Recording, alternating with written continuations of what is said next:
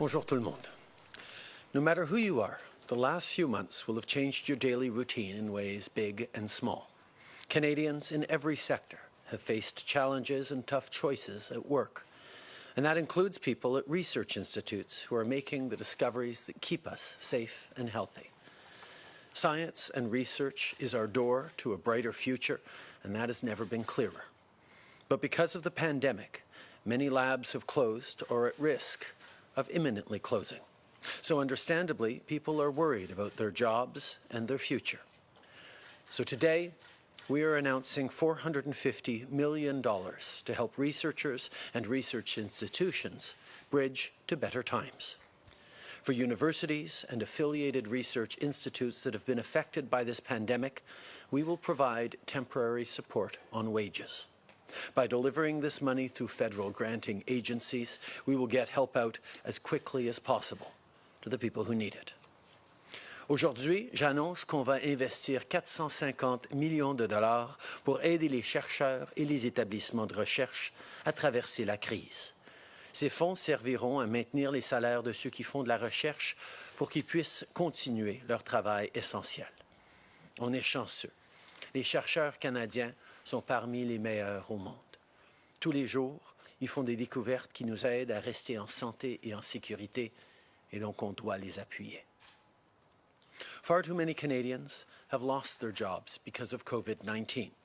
As our economy gradually reopens, wherever we can do so safely, we need you back. We need you in your job, on your team, bringing life into our communities and our economy. That's exactly why we brought in the Canada Emergency Wage Subsidy back in March. Because wherever possible, we wanted to keep you connected to the job you love and to the workplace where you contribute every day. When we launched this program, I talked about the neighborhood spots it would support, the local restaurant, the salon, the gym that had been forced to close or seen business dry up. Well, today, a lot of those places are looking towards reopening, and they need to be able to bring back workers and even hire more as this happens. So this morning, I can confirm that we will extend the Canada Emergency Wage Subsidy by another 3 months to the end of August. Business owners, please take confidence from this announcement. You now have some runway to catch your breath as you get restarted. So please, bring back your employees.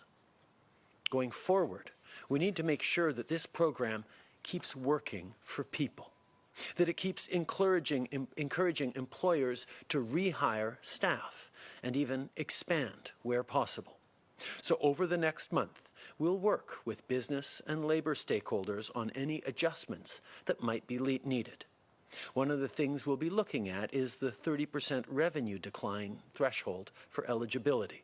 As businesses start up, needing a decline shouldn't be a barrier to growth. I know we'll figure out solutions where needed while continuing to support employers and employees, because that's who this is all about. If you're a business owner, if you're a worker, we're here for you, now and throughout the summer. At the same time, we've also broadened eligibility for this benefit. Minister Morneau will have more details shortly, but these changes will get even more people back on the job. So to business owners who haven't applied yet, go online and do so. The help is there for you. Aujourd'hui, je peux confirmer qu'on va prolonger la subvention salariale de 3 mois jusqu'à la fin du mois d'août. Si vous êtes propriétaire d'une entreprise et que vous vous préparez à rouvrir vos portes, cette subvention sera là pour vous et pour vos employés. On doit s'assurer que ce programme continue d'aider les gens, qu'il encourage les employeurs à réembaucher leurs employés et à élargir leurs activités autant que possible. Alors, au cours du prochain mois, on va travailler avec les représentants des entreprises et des travailleurs pour effectuer les ajustements nécessaires. On va notamment se pencher sur le seuil d'admissibilité d'une perte de 30%. Quand les entreprises sont prêtes à reprendre et même à grandir, ce seuil ne devrait pas être une barrière à la croissance. On va également élargir la portée de la subvention pour aider encore plus de gens à retourner au travail. Et le ministre Morneau donnera plus de détails plus tard aujourd'hui. Depuis le mois de mars, on prévoit plus de soutien pour les parents et les travailleurs, pour les étudiants et les aînés, pour les industries les plus durement touchées et les petites entreprises. On vient en aide à ceux qui en ont besoin. Et aujourd'hui, on donne suite à nos engagements. Today kicks off this year's hiring period for Canada's summer jobs. The first set of job postings are up on the Job Bank website, and thousands more will be posted over the coming weeks.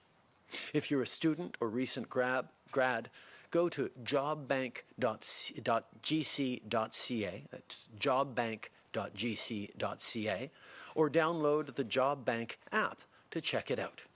And tell your friends about it too. If they don't already know, there are lots of opportunities available. These placements mean a paycheck and valuable experience in jobs that are key to our fight against COVID-19. Of course, no one program can single-handedly solve the fact that there are fewer jobs out there because of the pandemic. So, for students and recent grads who still need help, starting today, you can apply for the Canada Emergency Student Benefit. Go to canada.ca to sign up. For parents who receive the Canada Child Benefit and people who get the GST-HST credit, we also have more news to share today.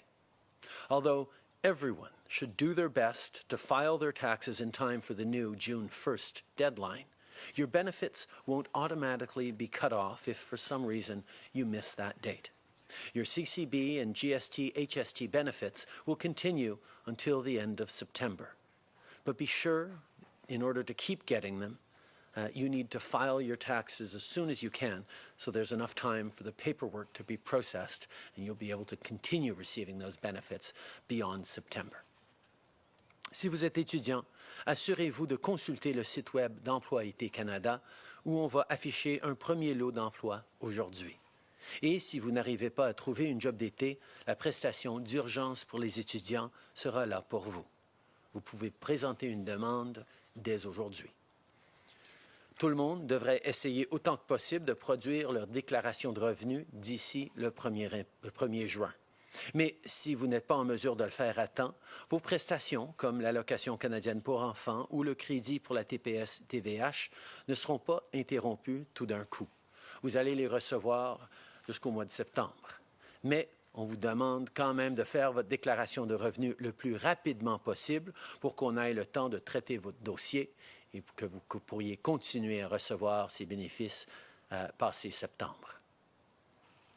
Les gens traversent des moments difficiles en ce moment, mais en travaillant ensemble et en restant là les uns pour les autres, on va s'en sortir. Merci.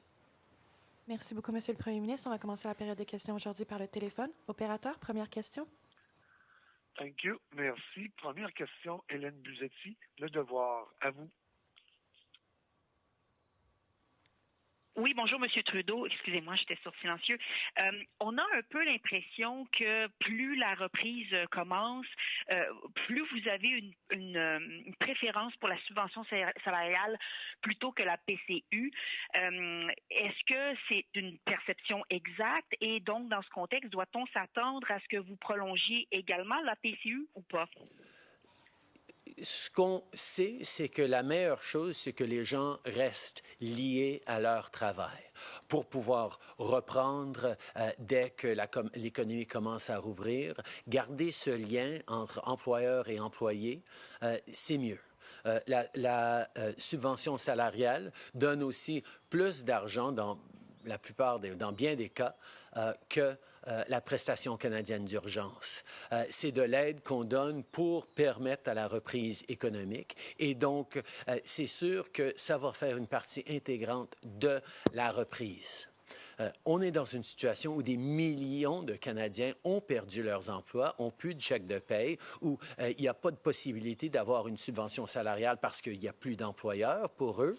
Et donc, on continue d'avoir besoin de la PCU, mais idéalement, effectivement, les gens utiliseraient plus la subvention salariale. Des employeurs vont réembaucher et même embaucher de nouvelles personnes avec la subvention aux travailleurs pour pouvoir assurer une relance rapide et efficace. En suivi, Hélène? Alors, oui, alors dois-je comprendre, vous avez comme l'air de dire que la PCU, son prolongement n'est pas vraiment dans les cartes. Est-ce que c'est le cas? Non, on est en train de voir qu'encore des millions de Canadiens ont besoin de la PCU, mais évidemment, avec la reprise économique, avec de moins en moins de personnes qui vont être en situation de perte d'emploi et qui vont commencer à être réembauchés, on va pouvoir avoir des gens sur la subvention salariale et moins sur la prestation canadienne d'urgence. Mais nous allons regarder attentivement la situation et nous allons nous assurer qu'on sera là pour les gens qui en ont besoin. Merci. Opérateur, prochaine question. Thank you. Merci. Prochaine question, Mélanie Marquis, La Presse. À vous. Oui. Pardon. Bonjour, M. Trudeau. Concernant les fraudes, justement, à la PCU et ces directives de les ignorer, qu'allez-vous faire pour régler ce problème-là? On avait un choix très, très clair à faire au début de cette pandémie. Ou bien on envoyait l'argent aux gens le plus rapidement possible et on mettait en mesure des mesures pour déceler la fraude et reprendre l'argent par la suite. Ou bien on mettait en place un système qui allait faire des vérifications plus profondes de chaque dossier avant de commencer à envoyer l'argent aux gens. Or, on sait qu'on est dans une situation où les gens avaient besoin d'argent immédiatement. Alors, le choix qu'on a fait, le seul choix à faire, ça a été d'envoyer rapidement l'argent à tout le monde qui faisait une demande et qui signait l'attestation. Et par la suite, comme on est en train de faire, mettre en place des mécanismes pour reprendre l'argent des fraudeurs et assurer des conséquences. Okay. We had a very straightforward choice that we had to make from the very beginning. Do we get the money out as quickly as possible to everyone who needed it, and then bring in measures that go back and create consequences and get the money back from people who took it without needing it? Or do we put in place a process that verifies carefully every application so that only those who needed it get it, and nobody had to, and fraudsters wouldn't be able to get it? Well, the problem with the second approach would have been, it would have been months before delivering to the well over 7 million Canadians who needed it, the Canada Emergency Response Benefit. In this situation, in this crisis, we made the deliberate choice to get the money out the door to millions of Canadians who needed it and bring in measures to go after retroactively people who might have tried to defraud the system. The response, in order to keep Canadians safe and healthy, needed to be to get them the money quickly, and that's exactly what we did. But we will ensure that fraudsters or people who got the benefits unfairly or inappropriately will have to pay them back. En suivi, Mélanie? Oui, j'en déduis, corrigez-moi si je me trompe, M. Trudeau, mais j'en déduis que les choses restent telles qu'elles sont. Mais sinon, ma question suivie, c'est sur le retour du Parlement. M. Scheer est revenu à la charge ce matin en réclamant un retour d'un nombre restreint de députés. La dernière fois, vous ne vouliez pas. Est-ce que votre position a changé à ce sujet? On a présentement un Parlement qui est présent une fois par semaine en réalité avec un nombre restreint de députés qui ne viennent que des endroits restreints autour du pays. Et 2 jours par semaine où on a des séances virtuelles où des députés de tous les coins du pays peuvent intervenir, peuvent représenter leur communauté.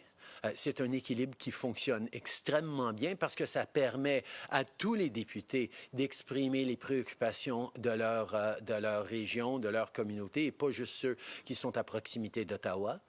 Tout en assurant qu'on a des séances en personne de façon contrôlée et sécuritaire pour assurer que la Chambre continue à fonctionner. On a proposé que ça continue, mais nous allons travailler évidemment avec tous les partis d'opposition pour assurer que pendant cette crise, pas malgré cette crise, mais bien à cause de cette crise, on continue de défendre notre démocratie et nos institutions démocratiques.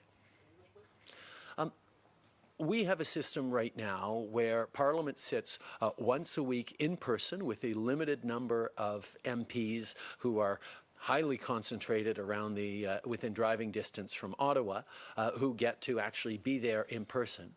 But 2 more virtual sessions every week where MPs from every corner of the country get to represent the concerns of their communities.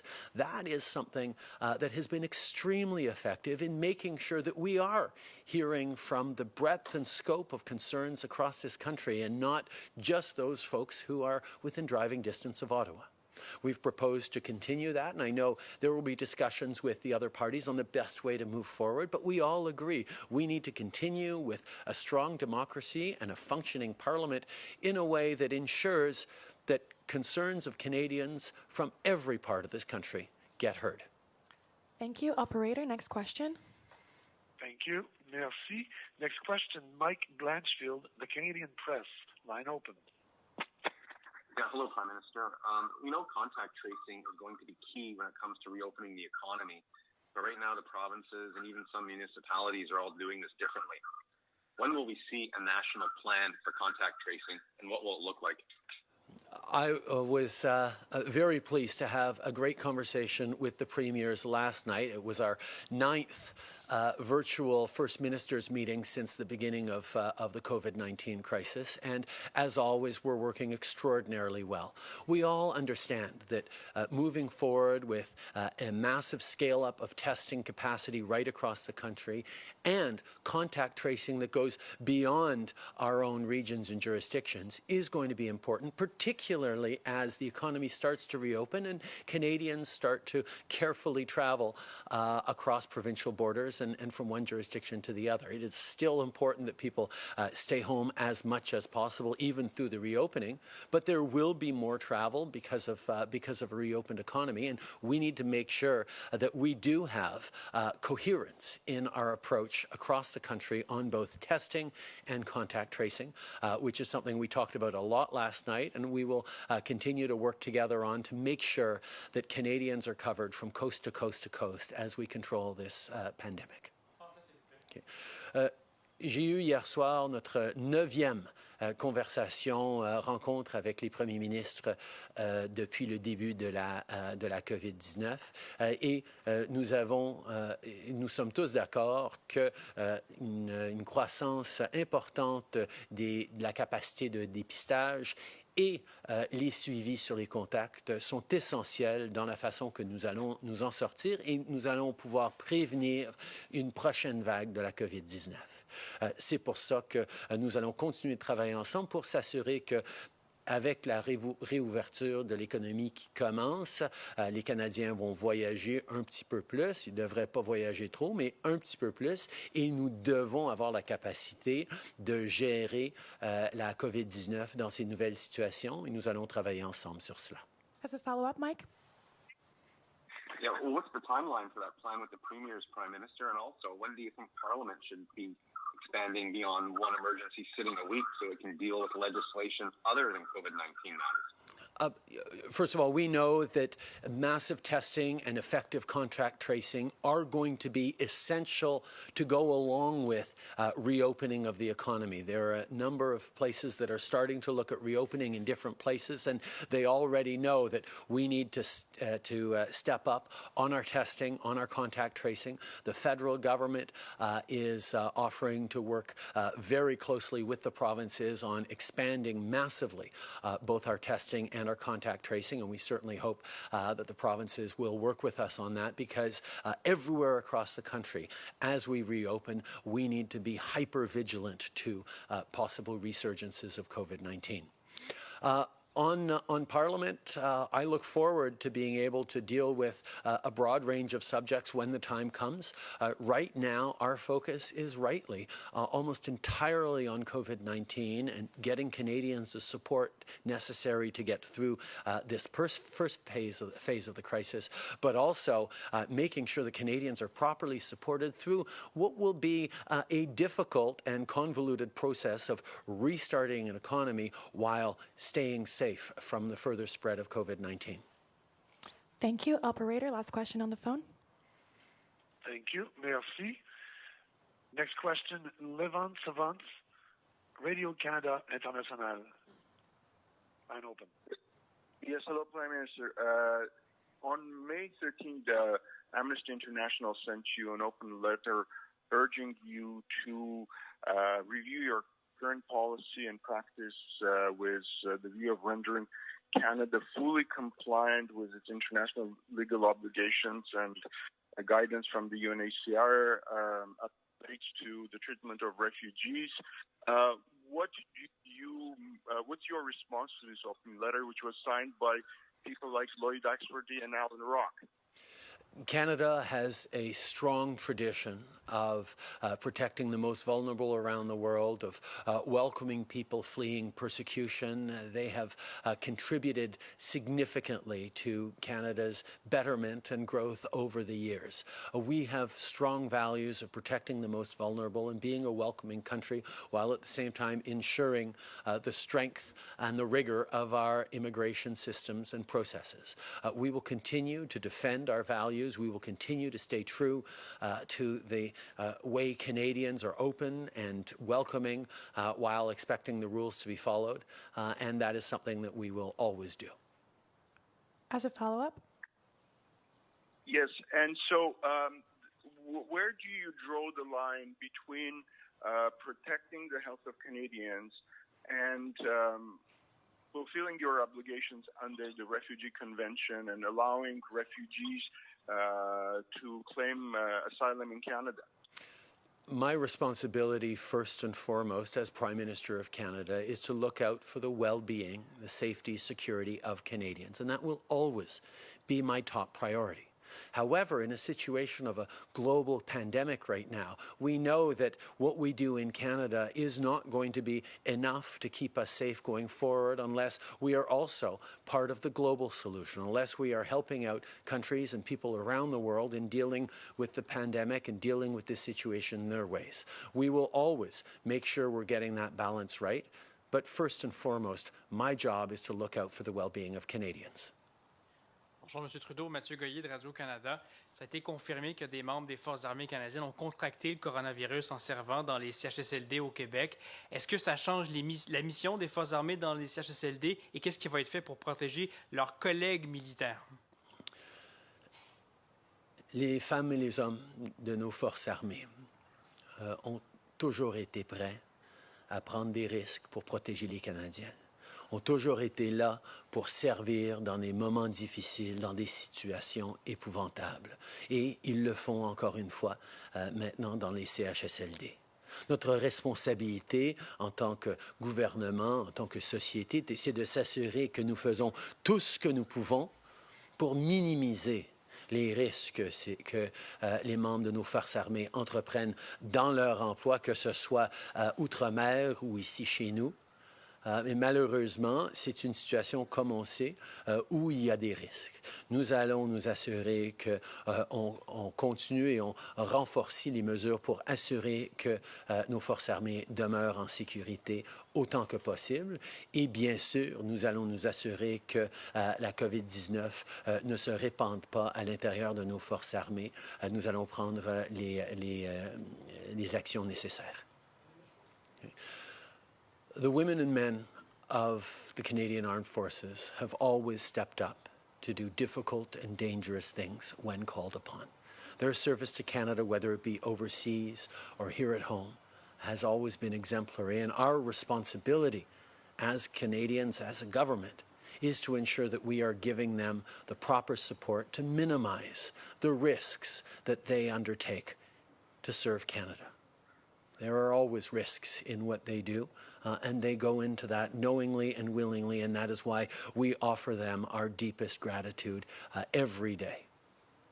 At the same time, we need to make sure that we are doing everything we can to protect them, so we will look at the protocols in place and see if and how they can be strengthened, as well as ensuring that cases of COVID-19 don't spread throughout the Canadian Armed Forces and others who are serving their country. Et en suivi, Radio-Canada a publié l'histoire récemment d'une Canadienne enceinte qui a voulu entrer au Canada avec son mari américain qui a été refoulé à la frontière. Selon le décret de votre gouvernement, les citoyens canadiens ont le droit d'entrer au Canada si leur voyage n'est pas optionnel ou discrétionnaire, mais l'Agence des services frontaliers dit plutôt que le voyage doit être essentiel. Alors, comment vous réagissez au fait que l'Agence utilise un critère qui est plus restrictif que ce qui se trouve dans le décret? On est dans une situation extrêmement difficile maintenant, avec des familles séparées, avec des gens qui font des deuils extrêmement difficiles en Nouvelle-Écosse et ailleurs pour des gens, des proches, des membres de la famille morts dans des CHSLD, sans pouvoir les voir, sans pouvoir les dire au revoir dans certains cas. Ça exige des sacrifices et des situations extrêmement difficiles pour tout le monde. Les agences frontalières, comme toutes les autorités, essayent d'appliquer les règles d'une façon consistante, mais on a une situation dans laquelle, malheureusement, c'est du jamais vu et on s'ajuste autant que possible. Hi, Prime Minister. Tom Perry, CBC.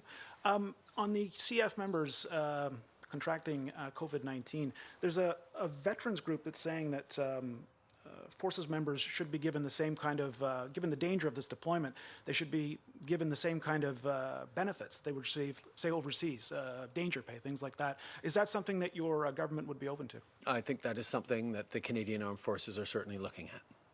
Okay. Can I ask you then about the wage subsidy that you were talking about today?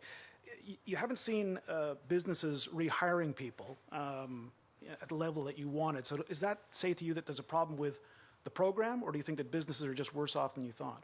I think there is a reflection that this is an unprecedented situation, and there is a lot of uncertainty about what the coming months might bring. As businesses are trying to figure out when they might be able to reopen, are looking at numbers of cases and trying to imagine what that might mean for their business in the coming weeks, in the coming months, they are busy trying to juggle a whole bunch of different factors that they have very little window into. That is why it was so important for us to announce that we will be continuing with the wage subsidy over the next 3 months until the end of the summer, to give businesses the certainty to know that we'll be there for them. As the economy reopens, there's a danger of unintended consequences. I mentioned that, for example, if part of the eligibility criteria for getting the wage subsidy is a decrease of 30% of your business, we wouldn't want people who are getting back their business going to feel like they have to hold back on their growth, on their expansion, on their rehiring in order to be able to continue benefiting from the wage subsidy. So we're going to work with industry, work with labor, work with stakeholder groups to make sure we're getting it right. But that wage subsidy is going to be a really important part of the coming months of recovery. We will continue to be there for businesses to give them the certainty to know that they can rehire their workers and get back to work in a very careful way as the economy reopens. Hi, Prime Minister. Chris Logue with Global News. Canadians with underlying health conditions are concerned they may have to go back to work early and be putting their health at risk if the CERB isn't extended. Will there be any measures put in place that the most vulnerable to serious illness aren't put at risk? Our focus throughout this entire pandemic has been the safety and security of Canadians. We know that some Canadians are more vulnerable to COVID-19 because of age, because of underlying health factors, and every step of the way we have focused on giving them the support we need, that they need, and we will continue to do so. What are the specific measures on the table for those workers? We're going to continue to look at the situations that, as they come up, as we support people who need it during this COVID-19 crisis. We've delivered the CERB to over 7 million Canadians. We've seen millions of workers get on the wage subsidy. There are measures in place for so many different groups because we know that being there for each other is part of who Canadians are, but also how we're going to get through this, and that's what we'll stay focused on. Nous savons que nous devons être là les uns pour les autres, particulièrement ceux qui sont les plus vulnérables à la COVID-19. C'est pourquoi on a mis en place des mesures de financement, des mesures d'appui pour des millions de Canadiens et que nous allons continuer de les aider pendant cette pandémie. Notre priorité première sera toujours la santé, la sécurité des Canadiens parce que sans la santé, la sécurité des Canadiens, il n'y a pas de reprise économique. Hi, Prime Minister. Molly Thomas, CTV National News. For Canadians who have loved ones in the States, is family reunification considered essential? I mean, are they essential enough to cross that border at this point? I know that some CBSA officers are saying no to them and not letting them across. And could this be negotiated as part of ongoing border talks? We know that Canadians are facing extremely difficult situations because of COVID-19, whether it be families who can't grieve the loss of a parent or a loved one because they cannot gather and they cannot hold funerals because of COVID-19. These are things that are extraordinarily difficult. Families are stretched across the country and unable to see each other. People are stuck overseas, and despite the hundreds of repatriation flights we've brought, there are others who simply can't come home. This is a difficult situation, but every step of the way, we need to do what is necessary right now to keep Canadians safe. That is our priority, to control the spread of COVID-19, to make sure that we get it under control in Canada and that we prevent importation from other countries. That continues to be the priority that Canada has, and I know it's difficult on Canadians, but we need to continue to be very, very careful because if we make a wrong step in the coming weeks, everything we've sacrificed over the past 2 months could be for nothing if we see another massive surge of COVID-19. So we will continue to be extremely vigilant and extremely careful about how we move forward. Okay. Nous savons que c'est des situations extrêmement difficiles pour bien des familles à travers le pays qui sont séparées de leurs êtres chers dans d'autres pays ou à l'autre bout du pays, qui ne peuvent pas faire le deuil ou même pas voir leurs parents ou grands-parents qui sont en difficulté dans des CHSLD ou ailleurs parce qu'on doit contrôler l'expansion de la COVID-19. Ça doit continuer d'être notre priorité, de faire tout ce qui est nécessaire pour contrôler la COVID au Canada et pour empêcher que d'autres cas arrivent d'ailleurs quand nous, on commence à réussir ce contrôle. C'est très difficile, mais nous devons de prendre comme priorité la protection de tous les Canadiens. So just so I'm clear, Prime Minister, immediate family members in the U.S. should not go to the border? We have established rules around traveling across borders and international travel. They need to be respected because we have to keep Canadians safe. We have to control the spread, and we will be doing that. Prime Minister, my second question is about, talks are beginning between the unions and the federal government about getting back to work. Example, Service Canada, for example, to do that safely. Do we know when that's going to happen? And I know many Canadians are struggling to find support online. I will highlight that the federal government did not shut down. Service Canada offerings are made online or via telephone, even though we closed the physical centres. The services that the government continues to offer to Canadians continue. We've seen that in exceptional measures like the Canada Emergency Response Benefit or the wage subsidy or the students benefit or the seniors benefit or the Fishers benefit or the list of things that the public servants in this country have continued to work on and delivered for Canadians during this crisis is extraordinary, and we need to again and again recognize and thank the incredible public servants who deliver these measures while facing the same kinds of fears and challenges, whether it's concerns about COVID-19 or dealing with working at home with a young family around. Our public servants have been exemplary through this, and we will continue to work with them and with their unions to ensure that they are kept safe as we move forward. Merci beaucoup. C'est ce qui met fin à la conférence de presse d'aujourd'hui. Merci tout le monde.